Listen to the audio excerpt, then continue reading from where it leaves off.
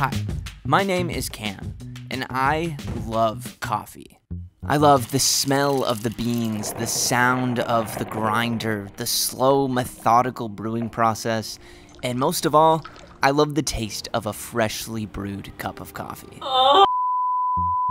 However, lately things have gotten a bit out of hand. How many coffees will you have had today? 4. That's the problem. Morning, noon, and night, I'm drinking coffee every chance I can get, and it hasn't come without some consequences. Most notably, I can't get a good night's sleep. And I think it's time for a change. So for the next 30 days, I'm going to be cutting caffeine entirely to see if it has any effect on my sleep and my energy levels overall. I would say, on average, I think I drink probably 3 cups of coffee a day, so I have a feeling that cutting cold turkey is gonna be quite the shock to my system. Earlier, I was reading that cutting caffeine can cause side effects like fatigue, headaches, irritability, depressed mood, and the inability to focus. And judging by how reliant I am on coffee just to make it through the day, I'm fully expecting the worst with this challenge. That being said, if, and it is still a big if, but if this actually helps fix my sleep and balance my energy levels, then it'll all be worth it. You know, it'll all be worth it. Man, I really hope this works.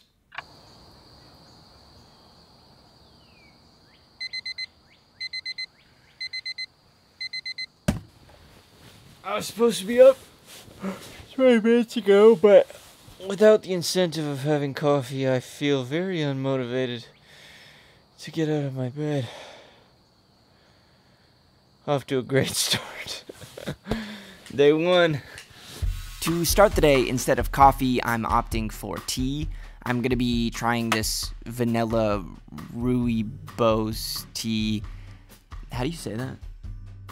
Rooibos. Okay, well, whatever you call it, it is naturally caffeine-free and hopefully can scratch the itch of coffee in the morning, and it's okay, I guess. However, after a few hours into my workday, the no caffeine fatigue is already starting to hit. Right now, I would probably be getting my 3rd cup of coffee for the day, so yeah, definitely missing it already, which is not good. And without coffee as a pick-me-up, I just get more and more tired. Coffee fact. From the time we wake up, our brain begins to produce the chemical adenosine, which is an inhibitory neurotransmitter. Or in simple terms, it's the chemical that makes us feel tired. As we go through our day, adenosine is continuously getting produced, and the more adenosine we produce, the sleepier we feel. Caffeine, on the other hand, works to keep us awake by plugging our adenosine receptors so that our brain doesn't receive the signal that we're starting to get tired. Think about it like adenosine is about to sit down in a chair, but right before it does, caffeine swoops in and at the last second takes the chair for itself. With caffeine blocking these receptors, adenosine can't send the signal for us to feel tired, leaving us awake and energized while the caffeine lasts. What's interesting is that even though the receptor is blocked, adenosine is still produced as normal. It's almost like it's just patiently waiting for the receptor to come available after the caffeine runs its course. Once the receptors are available, the brain is then hit with a wave of fatigue from all the built-up adenosine, resulting in what is commonly known as the caffeine crash. But the drawback with the caffeine energy boost is that it takes 10 hours roughly for caffeine to cycle through your body, which means that that afternoon coffee you had probably isn't going to be through your system until like 1 a.m. roughly, which means it might prevent you from falling asleep, staying asleep, and could potentially reduce the overall quality of your night's sleep. So as tired as I feel right now, I'm banking that with no caffeine in my system, I'm going to be looking forward to an amazing and refreshing night's sleep tonight.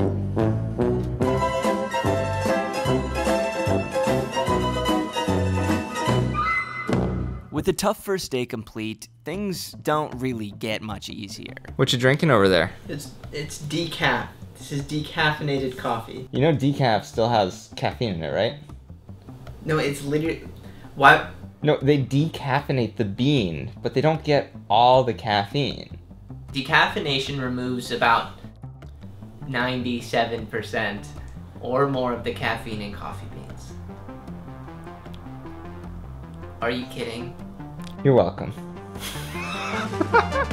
With not even decaf to help, by day 4 I really start to miss drinking coffee. And I'm hit with some pretty intense cravings. On top of that, I continue to feel fatigued throughout my workday, and worst of all, I don't even notice any improvements to my sleep. Week 1 is in the books. Let's go over some pros and cons, shall we? Pros. I have not been to a coffee shop all week, which means I have not spent money on coffee or snacks. I've probably saved like 40 bucks this week.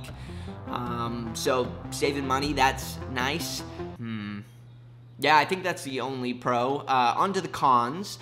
I have been tired this entire week. Not a day has gone by where I have not actively been thinking about my energy levels in a negative way. I have not been as focused in my work. I've not been as disciplined with my diet or going to the gym. Really just made me realize how dependent I am on caffeine just throughout my day to keep my energy levels afloat at like a functioning human level, which is kind of concerning. But with week 2, I'm really hoping that I can find some solutions to help supplement my energy levels and boost them, and hopefully I can have a better week than this last one, because it wasn't a good time. Driven by the fear of having another sluggish week, I try to implement some natural ways of boosting my energy levels.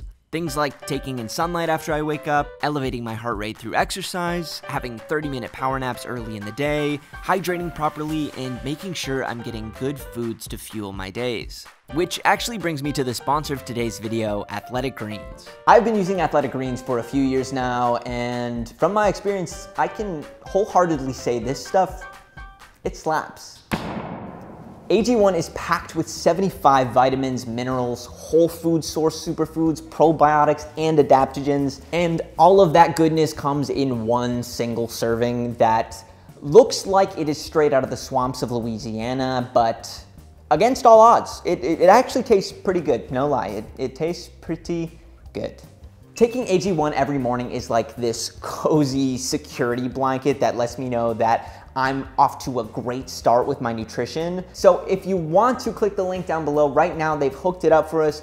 With your first purchase, you're gonna get 1 year supply of vitamin D droppers and 5 free travel packs to go along with it. So go ahead and click that link and take control of your daily nutrition today with AG1 from Athletic Greens. Now, back to the video. Okay, so we are out here with a video on a deadline to come out tomorrow, and this is what Cam is up to. Passed out, cold. How you doing?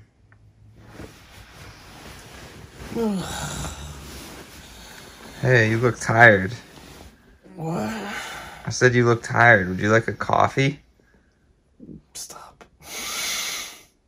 I hate my life.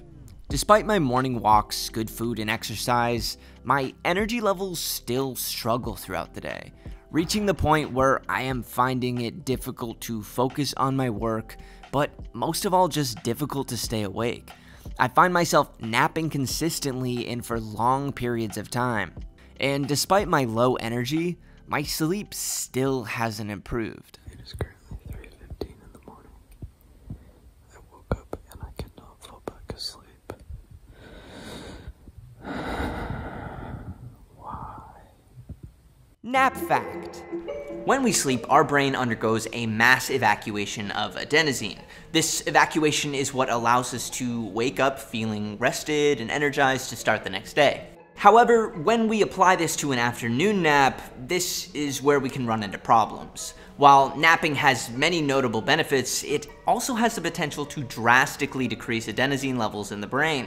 So when you try to fall asleep later that night, you might not have the chemicals you need to trigger your body to shut down and actually go to sleep. Or it might just cause you to wake up early. Really early. Maybe a last-ditch effort here, but I have heard that cold showers can potentially increase energy levels with like a hit of adrenaline. It's 2 p.m. right now and I am feeling my usual wave of fatigue. So, here goes nothing. Oh, I don't want to do this. I do not want to do this. I'm going to feel awake. I'm going to feel great. This will all be worth it.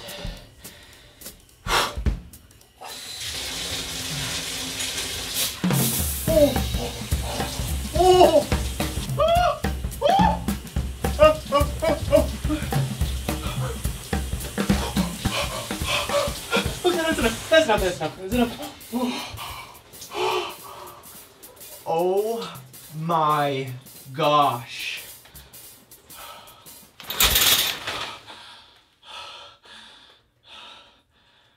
That actually kind of worked.